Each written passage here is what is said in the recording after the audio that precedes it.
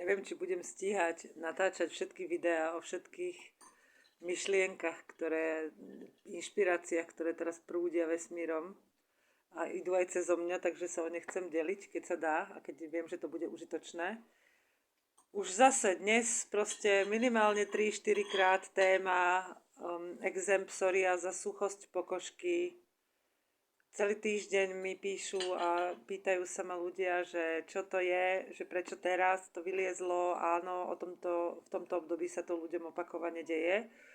Takže pokiaľ máte teraz nejaké prejavy na koži, na pokožke, tak je to vlastne...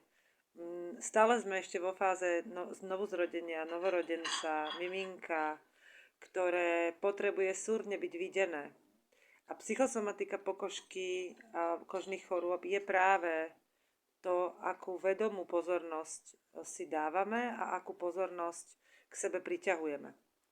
Takže ak chcete riešiť aj fyzický, aj psychický, psychosomatický prejav nejakého kožného neduhu, kožného vyčerpania alebo vyslovene kožnej choroby, tak začnite pozorovaním práve týchto tém.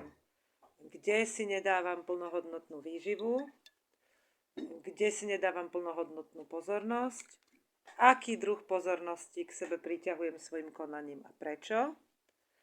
A potom začnite vyživovať dušu, prestaňte vyživovať to, ako ste videní svetom a doplňte si do toho výživu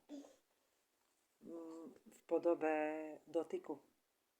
Dotyku, kedy si dovolíte pocítiť, že ľudia, ktorých máte po svojom boku, tak sú tu pre vás a vedia sa vás naplno dotknúť. A keď to nevedia urobiť, nenúďte ich k tomu a rozmýšľajte, prečo máte okolo seba takých, ktorí to nevedia. A ako tvoriť tie vzťahy, kde to ľudia majú chuť pre nás urobiť a že to vieme robiť spolu.